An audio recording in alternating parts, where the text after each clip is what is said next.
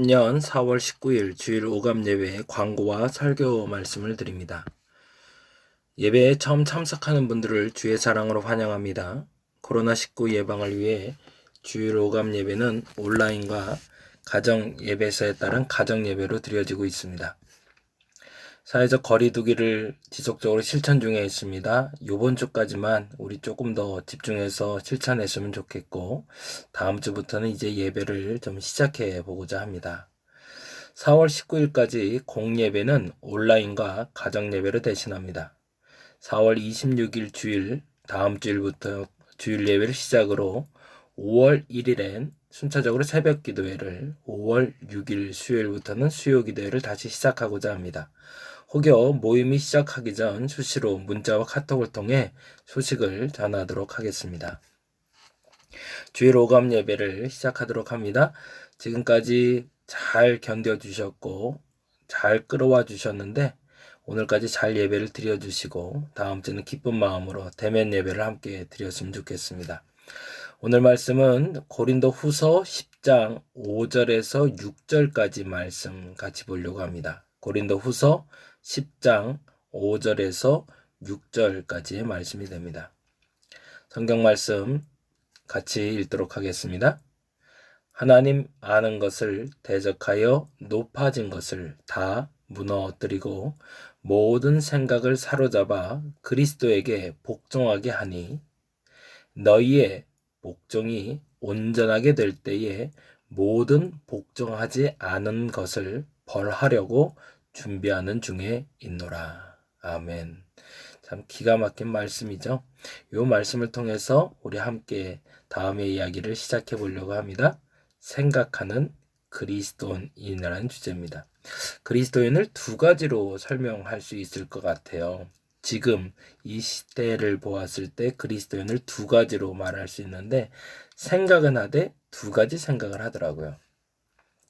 생각하는 그리스도인을 질문하는 그리스도인과 침묵하는 그리스도인으로 나눌 수 있음을 알게 되었습니다. 이 말은 다른 표현을 하면 이렇게 표현을 할 수 있을 것 같아요. 공통점하고 차이점이 있는데요. 질문하는 그리스도인과 침묵하는 그리스도인의 공통점이 있는 것을 알게 되었습니다. 그것은 뭐냐면 동일하게 질문하는 그리스도인도 침묵하는 그리스도인에게도 문제가 시작됐다는 겁니다. 고민이 시작되고 걱정이 시작됐다는 겁니다. 문제로 인해 궁금증과 불만이 지금 현재 진행 중이라는 거죠. 근데 어떤 이는 질문을 하고 어떤 이는 침묵하는 걸까요? 그 차이점은 다음과 같습니다. 질문하는 그리스도인은 문제 해결을 위해 움직이고 있지만 침묵하는 그리스도인은 문제를 포기하기 위해 움직인다는 겁니다. 이 말을 깨닫고 나서 참 중요하게 생각했던 것이 대가라는 지난주 말씀드린 죄에 대한 문제였습니다. 질문하는 그리스도인은 문제 해결을 위해서 움직이기 때문에 동기도 결과도 과정도 매우 중요합니다. 그런데 침묵하는 그리스도인에 있어서는 동기도 과정도 중요하지 않습니다. 결론만 있으면 됩니다. 그러다 보니 침묵하는 그리스도인에게 대가를 치르지 아니하고 문제가 암묵적으로 맞춰지면 그걸로 만족합니다. 차후에 어떤 일이 벌어지던 어떤 일이 벌어지지 않던이 중요한 것이 아니라 지금 이 순간에 그 일이 끝나면 그걸로 족한 겁니다. 마치 히스기야 왕이 자신이 하나님 앞에서 모든 성전의 기물을 보여주고 그것 때문에 자신의 아들에게 위임되었을 때 그 나라가 멸망될 거라는 말을 듣게 되었는데 그 말을 들은 이후에도 내 대에는 멸망하지 않으니 그것으로 족하다라고 말했던 히스기야의 말처럼 지금 내 문제만 해결되면 되는 것이지 다음 세대가 어떻게 되든 그리고 그 동기가 무엇이든 과정이 무엇이든 상관없는 사람들, 그런 사람들을 우리는 침묵하는 그리스도인이라고 부릅니다. 달리 말하자면 질문하는 그리스도인은 이번 코로나19 관련 문제에 대해서도 끊임없이 그 동기가 무엇인지 과정이 무엇인지, 그리고 앞으로 결과가 어떻게 될지 질문하지만 침묵하는 그리스도인들은 어서 빨리 이 일을 끝나기만 기다리고 있는 거죠. 여러분은 어떤 사람들이신가요? 질문하는 그리스도인이신가요? 침묵하는 그리스도인이셨나요? 만일에 질문하는 그리스도인이셨다면 이 4월 19일 오늘쯤 되었을 땐 어느 정도의 윤곽이 나오는 그리스도인의 삶의 실천 과제를 발견하셨을 겁니다. 그러나 만일에 침묵하는 그리스도인으로 지금까지 버텨오셨다면 이 일이 끝나고 나서도 여러분은 그 어떤 변화도 어떤 과정도 경험하지 못하고 분노를 참거나 혹은 여러분의 질문을 참고 지냈을 뿐일 겁니다. 오늘 본문에 보니 이렇게 돼 있어요. 하나님을 아는 것을 대적하여 높아진 것을 다 무너뜨리고 모든 생각을 사로잡아 그리스도에게 복종하게 하니. 이 말은 무슨 말일까요? 지금 코로나19와 연결돼서 보자면 우리가 하나님을 아는 것에 대해서 대적한 결과로 죄라는 것이 쌓였고, 그래서 높아진 것들이 다 무너진 것을 우리 오늘 하루의 삶 속에서 만나고 있습니다. 다 무너졌잖아요. 남아있지 않고 다 무너져 버렸어요. 근데 이때 생각하는 그리스도인들은 모든 생각을 사로잡아 뭐 한대요?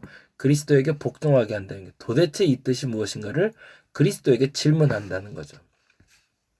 코로나19와 함께 시작되어진 교회 패러다임의 변화에 대해서 우리는 질문하고 답할 수 있어야 된다는 얘기입니다. 그러면 결과는 어떻게 될까요?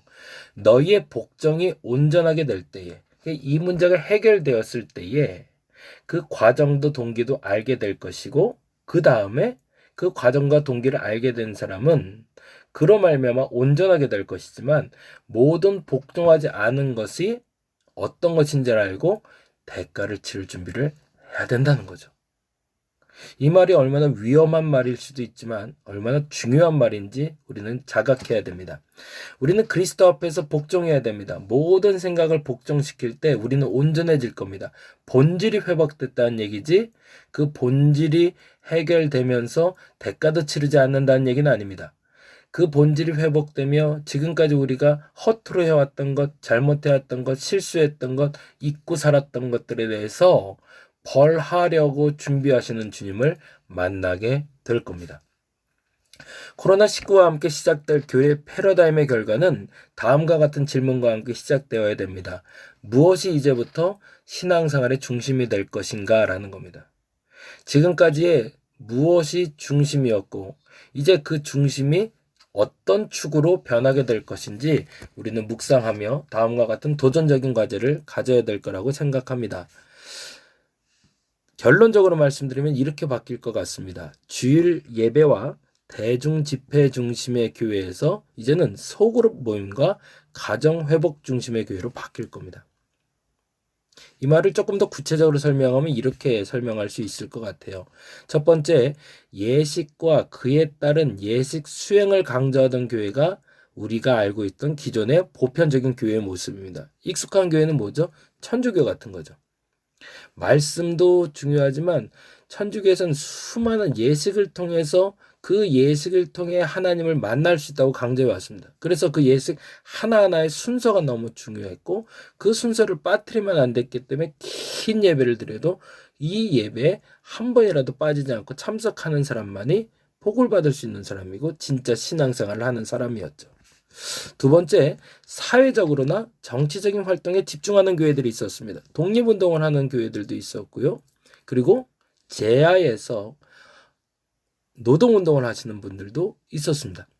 그래서 그분들은 그 삶의 자리를 잃어버리면 우리는 진정한 그리스도인이 아니다라고 강조해 왔습니다. 그들이 잘못됐다고 말해본 적이 없습니다. 예식을 중요로 하는 교회도 맞는 교회라고 얘기했고 사회적, 정치적 활동에 집중하는 교회도 맞는 거라고 이야기를 했습니다. 그리고 마지막, 체험을 진리의 중요한 표준으로 여기는 교회가 있음도 우리는 인정했습니다. 오순절 교회같이 뜨겁게 기도하고 성령 체험하고 성령의 이적을 그리고 신유를, 그러한 것들이 있어야만 진짜 교회다. 그래서 크게 세 가지의 교회로 우리는 구분되어서 한국교회 100년을 끌어왔는데 이 예식도 사회 정치적 활동도 체험도 무너져 버렸다는 거죠. 왜? 이 예식도 사회 정치적 활동도 체험도 무엇을 중심으로 움직였기 때문에 주일 예배와 대중 집회를 통해서 움직였기 때문에. 그래서 주일 예배가 우리의 삶에, 우리의 신앙의 90% 이상을 차지하는 교회의 신앙생활을 우린 지금까지 해왔습니다. 그래서 주일 예배가 깨지는 것이 우리에게 매우 무서운 일이었습니다. 그게 깨지면 다 무너진 줄 알았습니다. 왜냐하면 예식을 수행할 수 없었기 때문입니다. 사회적으로나 정치적인 활동에 집중할 수 있도록 가르침을 줄 수 있는 자리가 없다고 생각했습니다. 왜냐하면 그 말씀의 선동을 통해서 사람들이 움직여왔기 때문에 그렇습니다. 대중이 모여서 같이 기도할 때 성령 체험을 한다고 여겼습니다. 그래서 부흥회를 많이 했고 집회를 많이 했습니다. 그것이 체험을 중시하는 교회였죠. 근데 이번에 코로나19를 겪으면서 이 세 가지가 다 무너져 버리고 말았습니다. 예식을 수행할 수 있도록 할 수 있는 공간 자체를 잃어버리고 말았습니다. 온라인 예배가 시작이 되었습니다. 가정에서 예배드리기 시작했습니다. 사회 정치적 활동뿐만 아니라 말씀을 듣는 것도 우리가 들을 수 있는 자리조차도 잃어버렸을 뿐만 아니라 사람을 만날 수도 없었습니다. 만나서도 안 되는 거죠. 체험, 대중적인 체험, 공적인 체험, 이제는 말할 수 없게 되었습니다. 그러면 어디로 가야 될까요? 첫 번째는 예식과 그에 따른 예식 수행을 중점으로 하는 공예배와 가정예배로 분리될 것 같습니다. 그 말의 뜻은 이제 우리는 주일 예배가 90%라고 말해 왔지만 이젠 주일 예배가 50%, 가정 예배가 50%, 혹은 주일 예배가 20%, 가정 예배가 20% 정도 우리 생활의 신앙생활의 중점이 되는 기준을 말하는 겁니다. 그리고 두 번째, 사회적, 정치적 활동이 삶의 예배의 실제적인 결과로 드러나는 교회가 살아남을 겁니다. 공예배만 강조하는 교회는 이제 무너질 겁니다. 공예배만 강조하는 것이 아니라 공예배와 가정예배를 같이 강조하는 교회가 살아남을 겁니다. 사회적, 정치적 활동이 이제는 이슈화되고 그리고 선동이 돼서 좀 특별한 제야에서 어두운 음지에서 움직였던 것이 아니라 실제적으로 이번에 마스크를 만들어 나누던 교회들처럼, 그리고 사회적 실천 과제를 가지고 미자립 교회를 도왔던 대형 교회들처럼 실제적인 도움을 줄 수 있는 교회로 움직이지 않는 한 그 교회는 살아남지 못할 거라는 겁니다. 그리고 마지막으로 중요한 것인데, 체험을 진리로 중요한 표준으로 여기는 지금까지 부흥 집회나 대규모 집회는 사라지게 될 것이고, 점차 새로운 교육적 공동체 모임이 드러나게 될 겁니다. 그 교육적 공동체 모임은 바로 수도원적 영성 운동이라고 생각을 합니다. 사람이 모여 앉아서 은혜 받는 때가 이제는 지나가고 있습니다. 수많은 사람들의 선동을 통해서 모이는 집회가 불가능해질 겁니다. 사회적 거리를 지속적으로 두게 될 테니까요. 그런데 중요한 것은 소수가 집중적으로 훈련받고 신앙의 성숙을 만들어가는 모임이 시작될 겁니다. 그래서 예를 들자면 이런 모임들이 활성화되겠다는 생각이 든 것이, 고려시대를 거치며 조선시대가 됐을 때 숭유억불 정책을 쓰며 조선에서는 고려에서 움직였던 모든 승려들의 움직임을 제거해버렸죠. 그리고 보편화되어 있던 불교의 움직임들이 약화되기 시작하고 유교의 움직임들이 활성화되기 시작했습니다. 그런데 불교가 죽지를 않았어요. 어떤 일이 벌어진 걸까요? 불교가 그때부터 도시 중심, 사람들이 모이는 중심으로 간 것이 아니라 제야에서 새로운 움직임을 만들어냈던 거죠. 지금 말씀드린 대로 교회는 이제는 대도시 중심으로 성장하는 교회가 되지 않고 소도시 그리고 전원에서 활성화된 교회의 모습을 만나게 될 겁니다. 근데 그 활성화라는 말은 지금처럼 수천 수만 명이 모이는 교회로 만들어지는 것이 아니라 삶의 곳곳에서 예배자로서 살아가는 사람들, 공예배를 드리는 것이 소수처럼 여겨지지만 가정에서 충실하게 소그룹 모임으로 모이는 예배자들, 그리고 삶의 예배를 실천하는 예배자들, 그리고 수도원적 영성 운동을 통해서 은밀한 가운데 소수가 하나님을 깊이 경험하는 공동체 모임이 만들어질 시대라는 거죠. 이걸 지금 우리가 말했던, 지금 다림목교에서 강조했던 예배의 스타일로 말씀드리자면 1번의 예배는 실제적인 교제가 나타나기 시작한다는 겁니다. 예배 또한 교제의 중심이라고 그랬잖아요. 그리스도 안에서 코이노니아가 일어날 텐데 그 코이노니아는 이제는 삶의 자리, 보다 정확히는 작은 모임 내에서 진짜 그리스도의 질문과 대답을 가지고 모이는 사람들이 일어나기 시작할 거라는 거고요. 그것을 우리는 교제라고 말했고요. 삶의 예배의 실제적인 결과로 나타나는 걸 우리는 전도라고 말했습니다. 그래서 지역 로컬 처치의 역할을 감당하자고 말했었죠. 그리고 더 중요한 것이 세 번째인데, 체험을 진리의 중요한 표준으로 여기는 새로운 교육적 공동체 모임으로 말씀과 기도가 개인 영성 생활을 주도하는 시대가 올 겁니다. 그래서 네 가지의 거룩한 습관의 기둥인 말씀과 기도와 교제와 전도라는 것이 1월 달에 말씀드린 그 주제처럼 이제는 공예배, 소위 주일 예배 중심의 신앙생활을 하던 사람들에게 이제는 개인 영성과 공동 영성이 중용, 공유, 그리고 중심을 잡지 않은 한 무너져 내린다는 얘기입니다. 그 말을 다르게 표현하면 이렇게 됩니다. 생각하는 그리스도인이라고 말할 수 있는 것이 바로 성찰, 질문하는 그리스도인을 말합니다. 근데 이 질문하는 그리스도인들이 성찰을 통해서 무슨 일을 하는 거죠? 내 모든 생각을 그리스도께 집중시키는 거죠. 어떻게 하면 되죠? 말씀과 기도로. 그러면 헌신할 수 있게 됩니다. 헌신이라는 게 뭘까요? 실천하는 그리스도인이 됩니다. 성찰을 통해서 생각하고 질문하는 그리스도인들이 이제는 무엇을 실천해야 될지를 알게 됩니다. 그게 바로 교제와 전도라는 얘기입니다.